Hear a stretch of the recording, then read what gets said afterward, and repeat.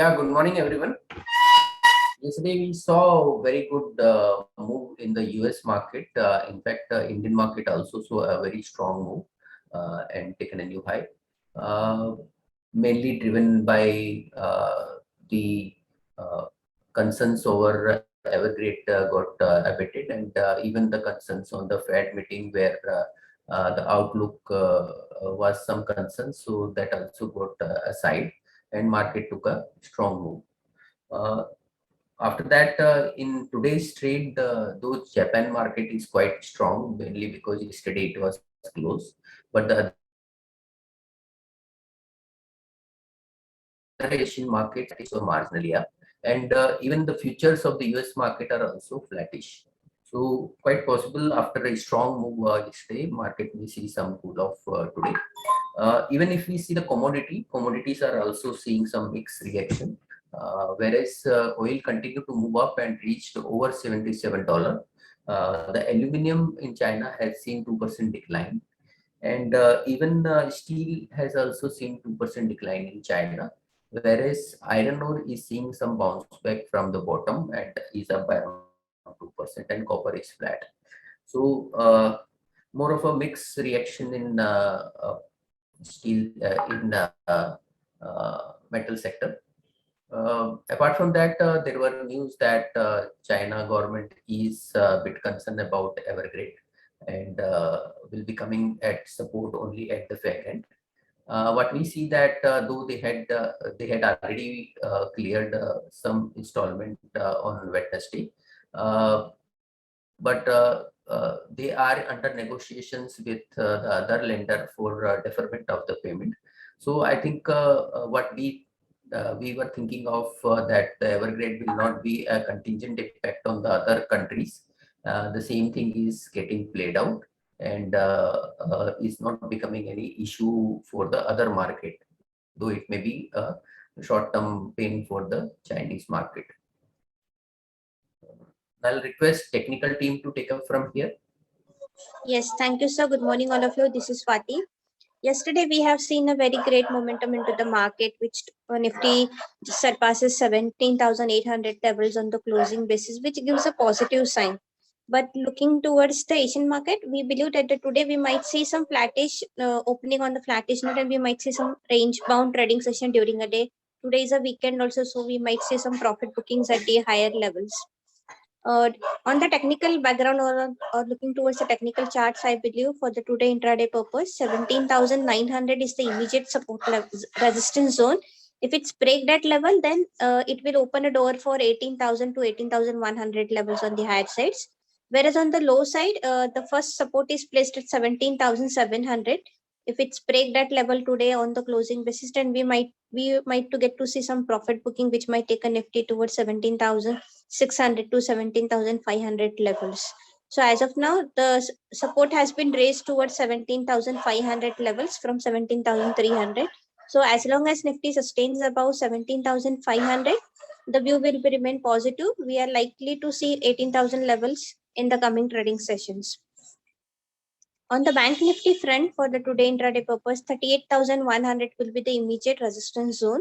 If it's break that level, then we are likely to witness more positive momentum into the Bank Nifty, which might take a Bank Nifty towards 38,300 to 38,500 levels on the higher side. Where on the lower end, 37,700 will be the immediate support level. If it's break that level, then profit booking is likely to be witnessed, which might take a Bank Nifty towards 37,500 to 37,200. So the overall view is definitely positive since it is a weekend. We might going to see a profit booking. So whatever the long positions the clients are holding, they should maintain the long, but with the strict profit stop losses, so that they can cap their profits into the pocket. On the Nifty Finance for the today intraday purpose, 18,770 will be the first resistance level. If it's break that level, then positive momentum is likely to be carried forward, which might take a Nifty Finance towards 18,900. On the flip side, 18,550 is the first support level.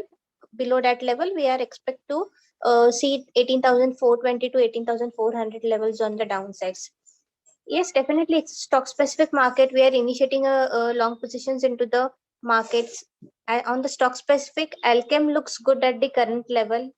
one can go for a long positions. We are looking for a target of 4050. Stop loss can be kept at 3895 levels. I think that's it from my end. I request derivative guys to take a call forward. Very good morning, everyone. This is Ayush Mehta. I'll be covering the derivative part for today. So now let's start by looking at the call option data of Nifty.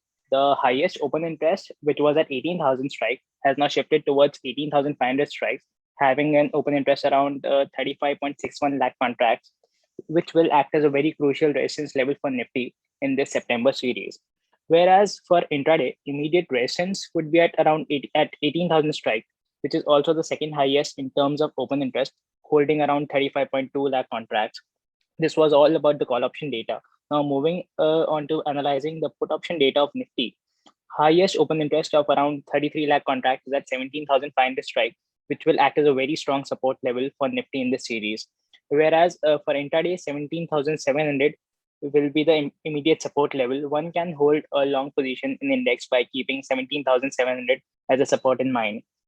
If we discuss about the selling pressure, then it will be only seen in Nifty if it breaks 17,500 levels on the closing basis.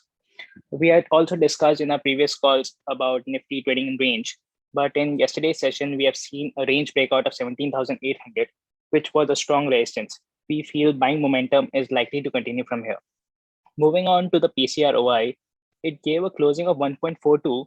As we had said earlier also, that if we get a closing of 1.35 or above in PCR OI, then buying momentum will start. For today or by Monday, we expect the PCR OI to reach by 1.62 to 1.65. And also the strong buying was seen by FIIs. Now moving on to stock specific view, we have also witnessed a breakout in large cap stocks where Reliance, Apollo Hospital, and Swati also mentioned about Alkem. It all gave a major breakout also in terms of open interest. We may expect a rally of 3 to 5% in these stocks. That's all from my side. I request fundamental guys to take the call forward. Yeah. Good morning, everyone. Accenture has posted good set of numbers for the quarter, wherein even the new bookings for the quarter has come at $15 billion. A record of for the full year, it recorded $59.3 billion, which is 20% higher when you compare it with the last year. Even FY22 guidance for the company is good and stands at 12 to 15%. This is positive for Indian IT companies. Other than this, telecom figures for the July month has come in, wherein Jio has had higher number of additions during the month, and the market share came at 37.3% versus 36.9%. Airtel subscriber addition over the last month grew by 0.5%, and the market share came at 29.8%. Vodafone Idea lost subscribers over last month, and the market share reduced to 22.9% versus 23.1% over last month.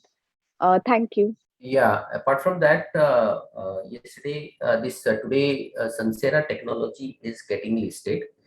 This is an auto ancillary company, and it's an auto ancillary company, and the issue size was of around 1,300 crores, and market cap post issue will be around 3,800 crore. The issue price was around 744.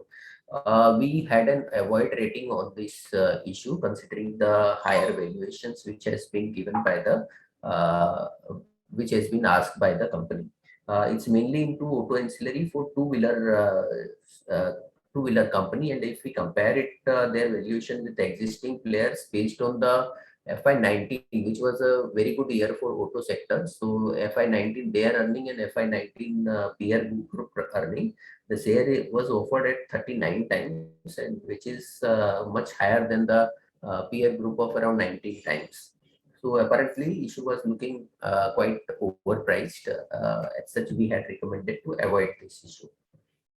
Apart from that, Dilip Buildcon has won the case. The company won the order in 2018 of amount of around 32,000 crores. But this to be executed over a period of 55 years. So annual sales volume comes to around 500 crores.